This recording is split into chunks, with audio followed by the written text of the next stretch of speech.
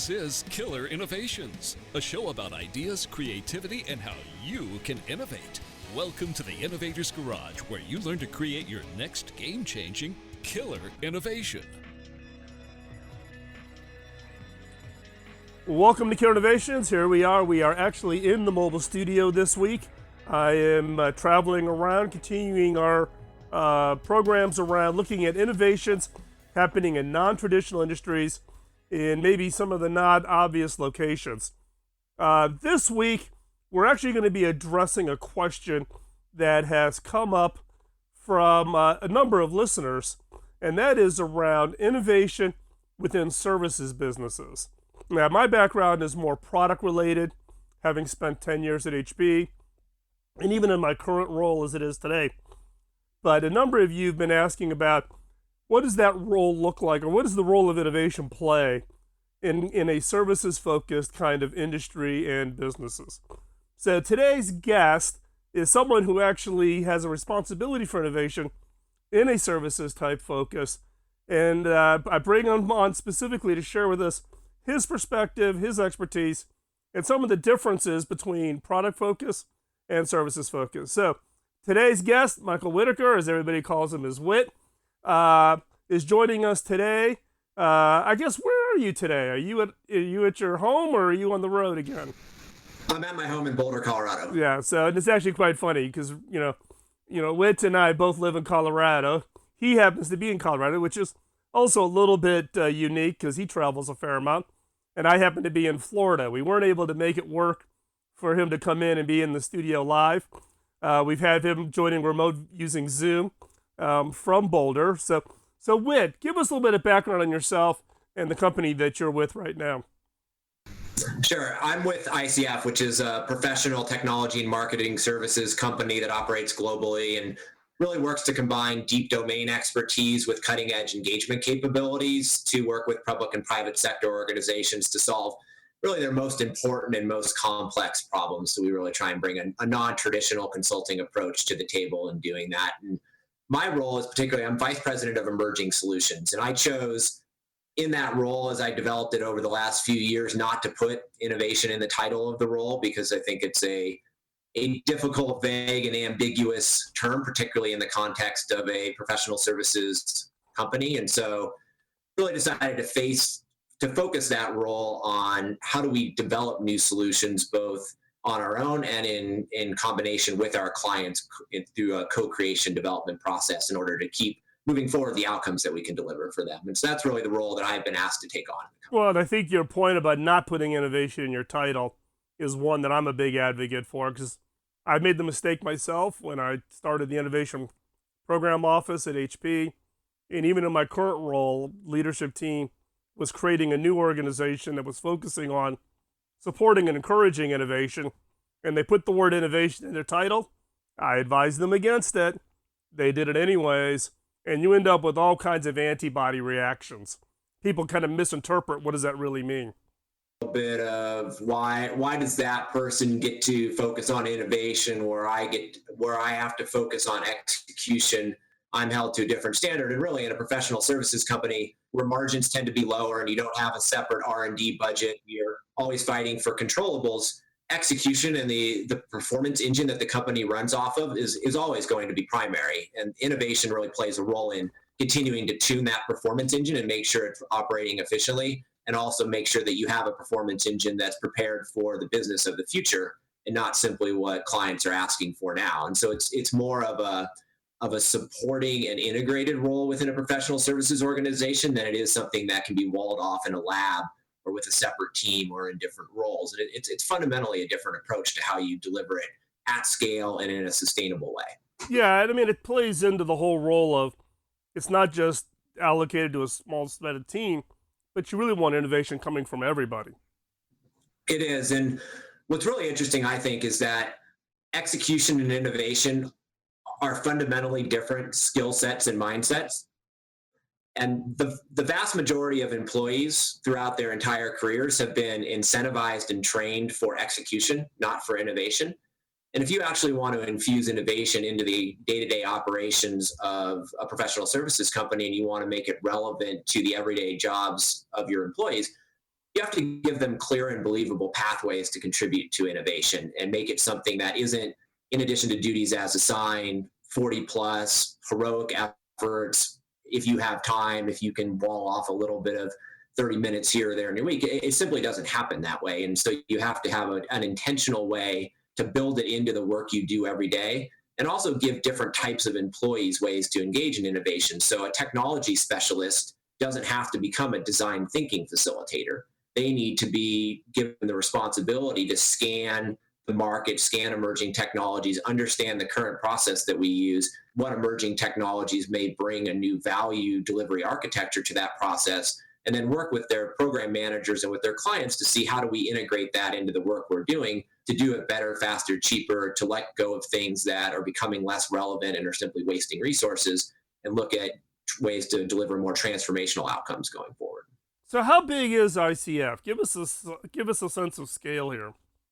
Yeah, ICF's about 5,000 employees, a little over 5,000, 1.2 billion in revenue. We operate in 70 countries. I believe it is at least 60 countries. So we're all over the world.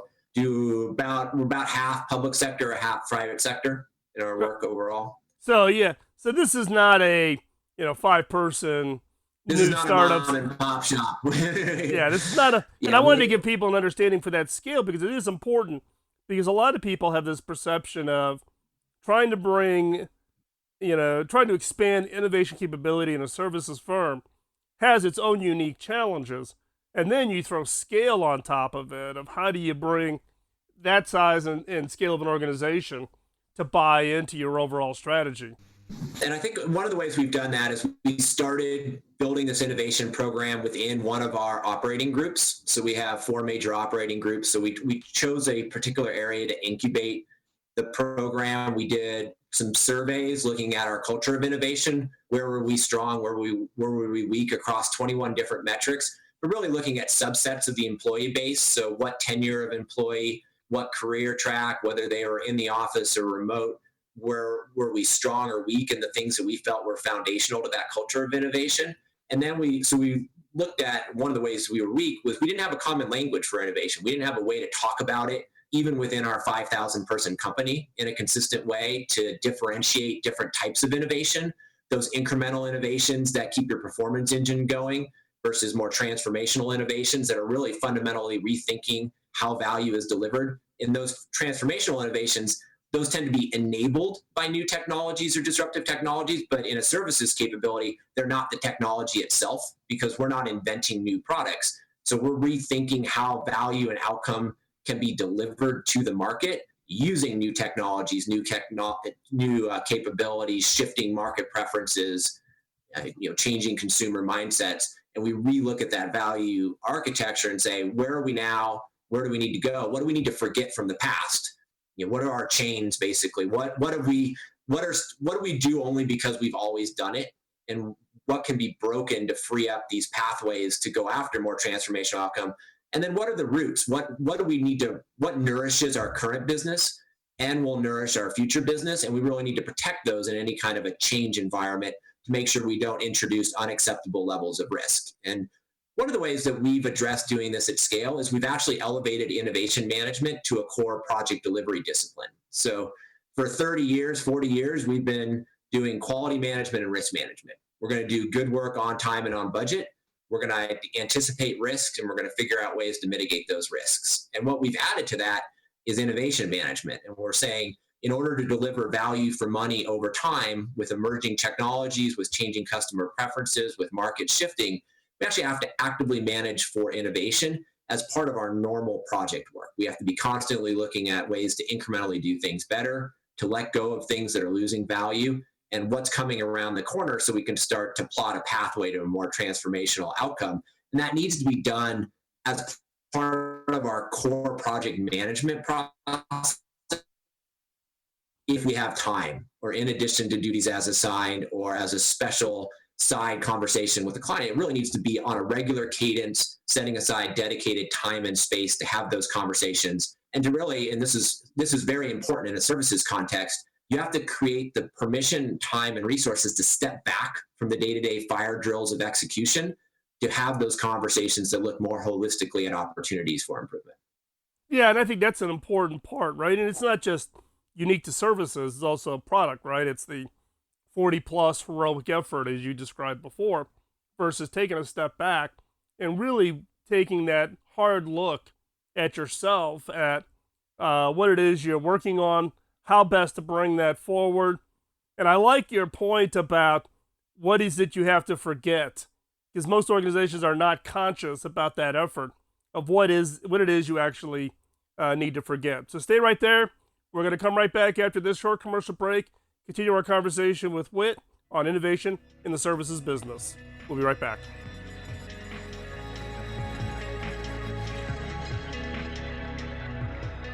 Welcome back to Killer Innovations. We are continuing our conversation with regards to innovation, specifically in the services sectors of the businesses. We have Whit here with us as our guest today. Now, Whit, you came into ICF through an acquisition. You were with a company that ICF actually acquired. Give us a little bit of background on that. Yeah, so I did a PhD in sustainable urban infrastructure development, really looked at the developing world and the developed world and how the life cycle impacts of mass transit systems and building systems and water and wastewater systems. So I come from a quantitative analysis background, and I built a company called Symbiotic Engineering that was really focused on quantifying urban sustainability. And we ran that for 5 or 6 years, and ICF acquired the company because we had some really cutting edge analytics that were focused on how can utilities better engage their customers in their programs, how can they recruit customers for energy efficiency programs, how can they get a better return to the utility from their investment in that program, and make sure that they're also recruiting customers that would benefit from that program. We were a great strategic fit for ICF. ICF's the largest outsourcer of utility energy efficiency programs in the US. They design, build, and implement those programs. And so we were a strategic acquisition for ICF, but we were very small. We were 9 people when we were acquired. So we were a 9-person company that went into a 5,000 plus person organization. And what I did when I got into ICF, I embraced the opportunity to be part of a bigger global company and what that unlocked. As a 9-person startup, we can only touch so many customers. We can only touch so many domains. And while I continued with the business for a couple years within ICF, I then looked for ways to expand the way that I could bring the skill sets and the mindset that I try and brought to a startup culture into ICF across different domains that ICF serves. So I went and co-led our analytics group, Information Insights, that really does data engineering, data science, and data visualization across domains. Did that for a year. And then I talked to my group leader, Ellen Glover, who's been a visionary leader in the IT space, particularly the federal IT space for many years, and said, look, the pace of change of technology is accelerating. And as a professional services company, we can't take innovation as an ad hoc, thousand flowers bloom, opportunistic approach. We need to be much more systematic. We need to be more mature in the way that we approach it in order to be able to not only deliver innovations, but also lead our clients in thinking about what innovations they have to bring to the table and how they're going to get from what they're currently doing to where they need to go in a way that doesn't introduce unacceptable risk and doesn't take their performance engine off the track, which is critical to a lot of our clients. They're not high-risk clients. They're not willing or able to swing for the fences and crash and burn. They have to be very systematic about how they go after a transformational future, and we need to have a parallel process that really balances the tension between execution and innovation. And we need to acknowledge that that tension exists, and we need to put that very forward in any kind of an innovation initiative that we're doing and not have it just be simply a pie in the sky aspirational approach to innovation. Yeah, I think it also plays into, though, that you're kind of doing this balancing act between innovating inside of ICF. How do you make ICF better in its service offerings and how it operates? And at the same time, you're almost offering innovation as a service to your clients. That's kind of an interesting balance. It is, and we've really done a lot of thinking about how best to do that. And it's not about, we're not competing with the innovation design firms of the world where we're saying we're going to put innovation forward as the primary offering. We're going to look at the outcome that the client needs to achieve and understand what are the megatrends, political, economic, social, and technology megatrends that are going to be introducing opportunities or risks to those clients. And at a very human level, what keeps them up at night and what do they aspire to and what will make them more successful in their jobs. And then let's look at where you are now and where you want to go and what are the innovations that need to happen to bridge that gap. And then how do we build a very pragmatic foundation and a scaffolding so that the performance engine is protected as long as it needs to be protected until you can transition over to that new outcome or that new value delivery architecture that you're pursuing. And in doing that, we really need to balance the tension between pioneers and guardians, both within the organization and within ICF and within the client organization, and make sure that both voices are involved in the innovation conversations. Guardians get a bad rap as protectors of the status quo, right. But really what they do is they're protectors of the performance engine.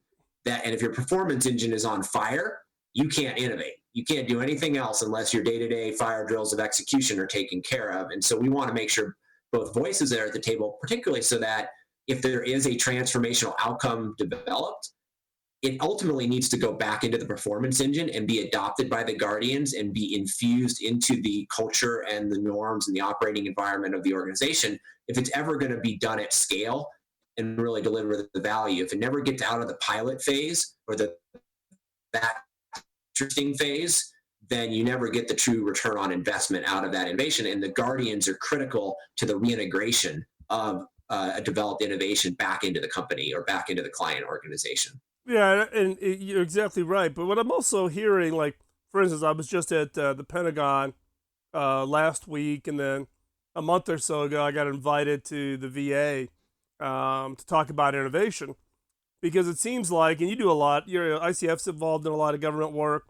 I have some background in doing government, work.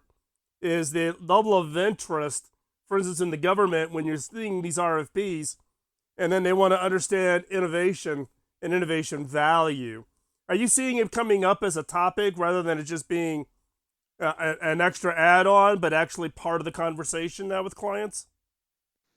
I'm seeing it as a line item in most RFPs. It's being discussed, at least the word innovation is in there. I think it is still a fairly vague and ambiguous term as in terms of how do you actually do it within the confines of a program. One of the things that we've started to do both internally and with clients are what we call spark sessions. So we've talked about the need to pull back from the day-to-day fire drills of execution. You really can't talk about innovation in an extra 30 minutes here or an hour there, or when time allows in addition to your other duties.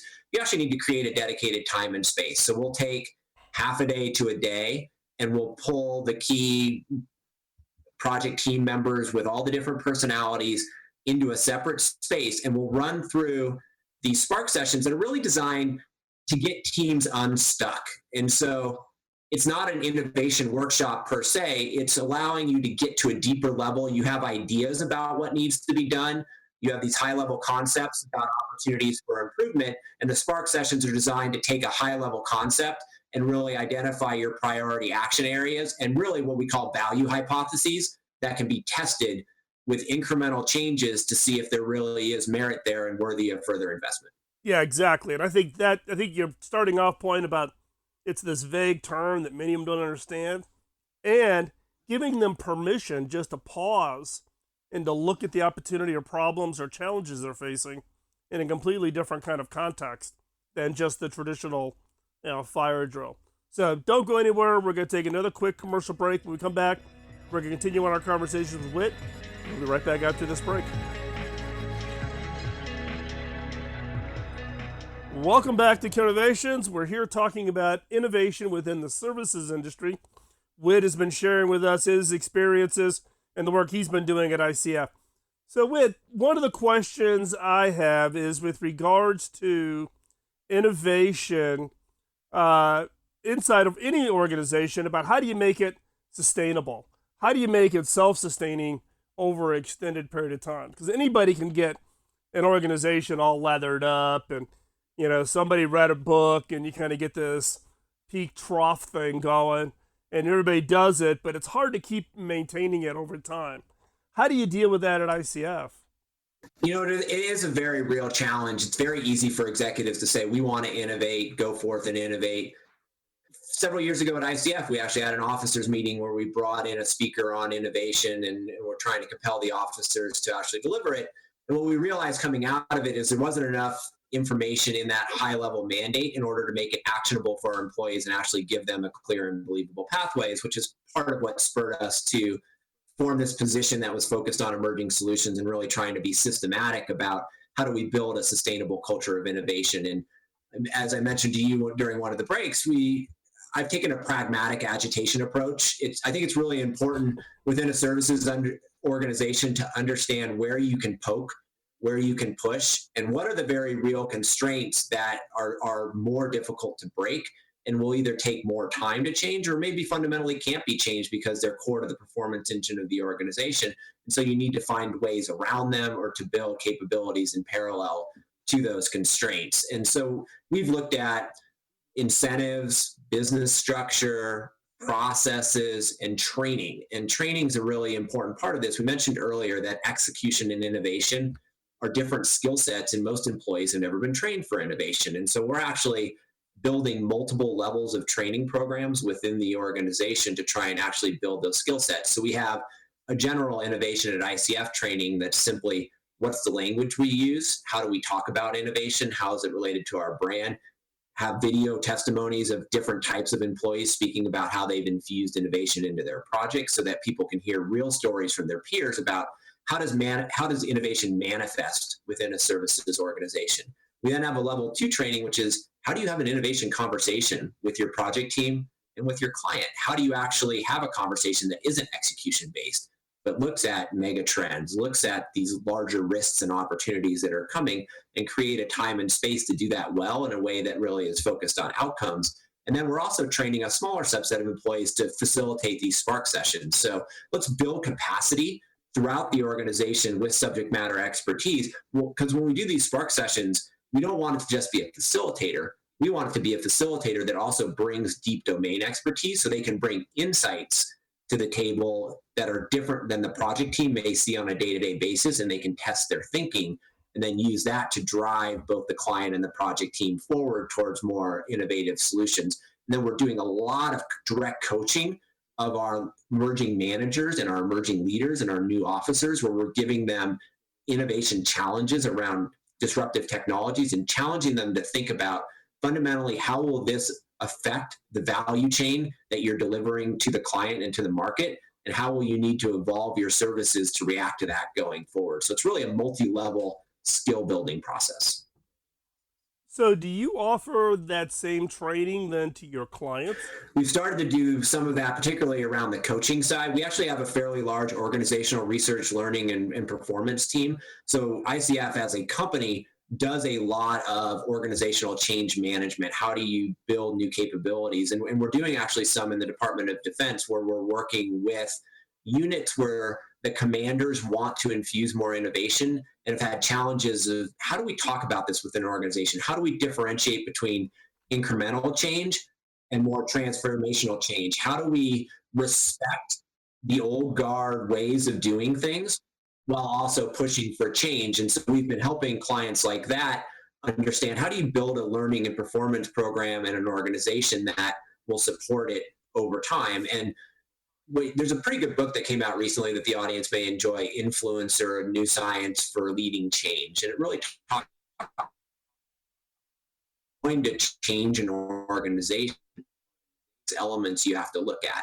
And it's personal motivation, personal ability, social motivation, social ability, structural motivation, and structural ability. So you have to get a person to want to change. You also have to give them the skills to behave differently. And that's where we're really, with the training, we're building the skills, the motivation, we have incentives, we have pathways. Social ability is really, do you have a support network around them where if they don't know how to do the change, if they need extra help on a project, is there somebody they can go to? Is that person available? Or is everybody heads down with execution demands and there's nobody to help? So as a company, we've built this support structure. And then the structural ability is really, does the organization promote the behavior that it wants, or does it find ways to restrict the behavior either consciously or unconsciously, where there's these motivations or deterrents within the organization that may either promote the behavior that the organization really wants or really squash it? And and organizations really need to look deeply within themselves and understand, are they supporting all 6 elements of change, or do they have weaknesses in there? And if they have weaknesses, how do they build programs to address those weaknesses? Right, exactly. And then we started off this segment really talking about this whole issue of sustainability. And how do you at ICF, have you looked at things like metrics and measurements? What constitutes goodness? What constitutes objectives maybe on an ongoing basis? Does the organization have an innovation objective?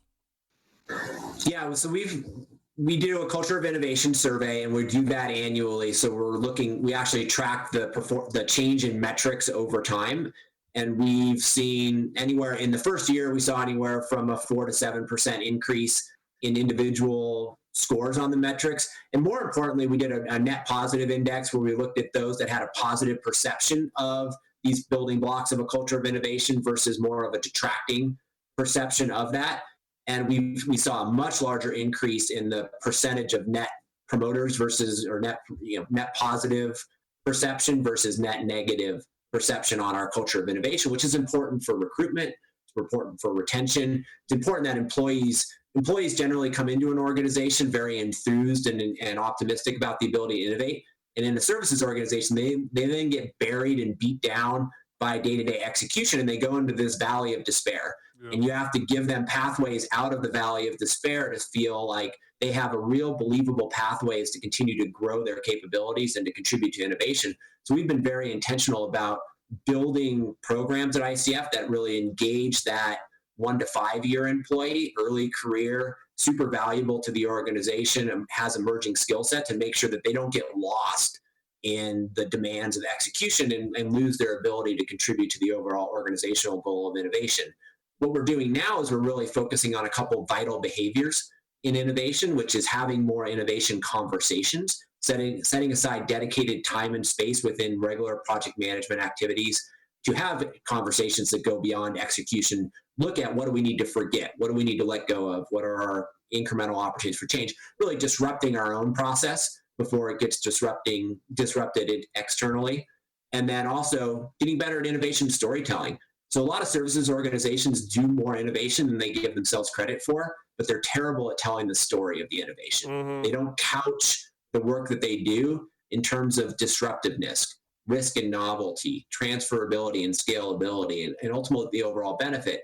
We instituted an awards program that's really focused on career building recognition more so than monetary benefits. And we did that in part to get our employees to tell the story of the innovations that they were doing, co-creating with our clients. So we really focused on project-based innovation and where they've worked with clients to bring new ideas to the table and execute those well at scale. And then we're using the Innovation Awards program to surface those stories. We're a very diverse business. We work in energy, transportation, aviation, international development, public health. And so we have all these different domains, but a lot of the fundamental underlying innovations can be applicable across domains. But the stories never get told unless you build a vehicle for those stories to be told, and you incentivize your employees to do it, and you start to train them in better storytelling. Storytelling is a skill. Right. It's a capability that, particularly in a deep domain expertise company that tends to have introverts versus extroverts that really love the knowledge, and a lot of services firms have this. They are very capable experts, but they're not great at telling the story of. So, hey, as we wrap up here in this segment, we're going to take another quick commercial break. When we come back, hey, Whit, I would like for you to do is come back with a couple of suggestions for those of our listeners who are focused on the in the services sector about what your advice based on your lessons learned to date. So when we come back, Whit's going to share with us some takeaways for those of you in the services sector, and we'll be right back. Welcome back to Innovations. Whit, as we were leaving the last segment, I asked you to come up with a couple of recommendations for those of our listeners who are focused in the services sector as to what advice would you give them based on what you learned through your experience at ICF. So I'm going to hand it off to you. So I have a few recommendations for those considering how to infuse innovation into their organization. One, and this is really highlighted in that influencer book as well, is that you need to identify a couple of vital behaviors that you want to push early to start the momentum for change. So you can't change 5, 10, 20 things at once. You need to pick one or two things that are very tangible that you can develop a focused and measurable goal around that will then lead to cascading benefits. So I mentioned that what we're doing is we're really driving these innovation conversations and better innovation storytelling right now. So those are the two vital behaviors in the first half of this year that we're really focused on increasing in our employees. And part of the reason we're doing that is we mentioned that innovation is a skill that needs to be developed. And that takes what's called deliberate practice. And it's this concept where it's not about an ad hoc, I'll just kind of do it and see how it goes, but it's really being intentional about how do you form the conversation, how do you think about megatrends, how do you apply it to your work. And the only way you get better at that is by doing it. And so what we're trying to encourage as a vital behavior is getting more of our employees to experience the behavior of an innovation conversation with their project teams and with their clients, so that they build those skills and they continue to extend the skills, and then that propagates out into the work that we're doing. So it's a way to build that sustainably. Another thing that I would recommend is think about how you build your innovation culture from the middle. Ultimately, your innovation culture will live or die with your managers. The top-down executives can say all they want about innovation. Your bottom-up employees can be enthusiastic, but it's those managers that manage teams and manage client relationships that either will infuse innovation into the way that they're working as part of their project delivery discipline, or they won't. And if they don't, it will die, because it will never sustain as something that is only done in addition to their standard duties or seen as a side thing, but really this other execution mandate is more important. And I'll get to that at some other time. It will never happen at scale, and it will fundamentally die.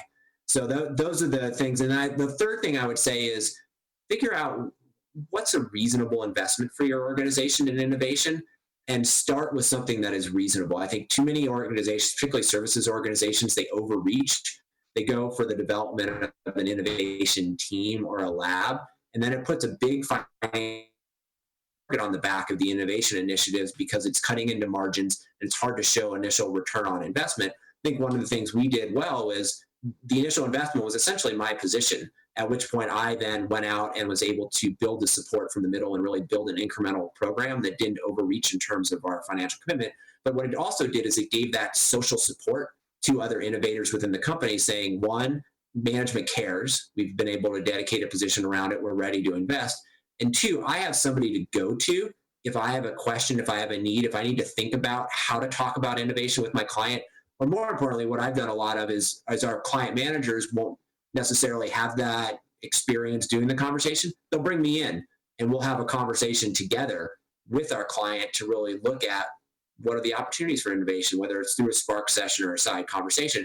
So we've given our managers a resource that they can tap that makes it so that they don't have to do it all themselves and figure out their own path, but they're getting that support. But we're doing it with a very reasonable investment where we're trying to build capacity for them and unlock. Most employees want to innovate. Innovation is more fun than execution.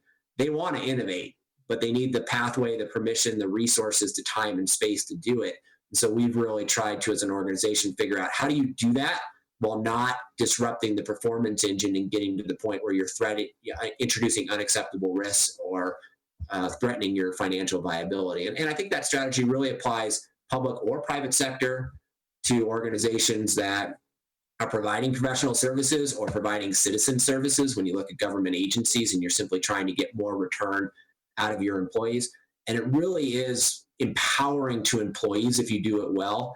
If you can build them clear and believable pathways to make a contribution that is relevant to what they do every day, how can their career, how can their passion, how can their work help meet your overall organizational mission for innovation? It's much more accessible than if you simply have some walled off innovation lab or team that feels distant, and it's too easy for employees at that point to say, innovation's their job. I'm just going to execute and I'm going to keep my head down and I'm going to let them take care of it. We're really pushing the mandate out to the employee base. And I would really encourage services organizations to figure out within the context of your organization, your culture, how can you do that? Right. I think your point around don't overreach, don't overinvest, be realistic about what you can invest. And I think your strategy on crafting your role as that support resource to those teams where you can show some early success allows you to get that sustainable traction then. Yeah, absolutely. And it's really important with that role that it is established in a way where that person has the ability to, one, be responsive, so that that role can't be so overburdened with execution responsibilities that when somebody asks for help, they're not available. And so that's fundamentally, that's what I would encourage versus organizations to think about is how do you provide the personal motivation, the personal training and ability, but then that social support so that they're not doing it alone and you really empower them to take that action going forward. Exactly. So, hey, Whit, thanks a lot for giving us this time today. If people want to follow what you're up to, where's the best place for them to connect? So I'm on Twitter at Papa_Whit, PAPA_WHIT. I'm on LinkedIn, Michael Whitaker ICF, and you can look me up on there. And I also welcome emails from any of the listeners. I love to engage with the community that's really trying to push this. It's michael.whitaker@icf.com, and I'm sure we can put it up on the show notes page. But I would more than welcome conversations with anybody that really wants to talk about how do you do this within the organization? How have we done it within government, federal government, state government, and commercial organizations? Because we've been able to help clients in all three spaces. And I'd love to have a conversation around that with listeners. And just to put another plug in, Whit is part of the Innovators community. So if you're part of the Innovators community, you can connect with him over on the Slack channel there and reach out and have a great conversation. With that, we're going to wrap up today's show. Appreciate you taking the time out of your busy schedule.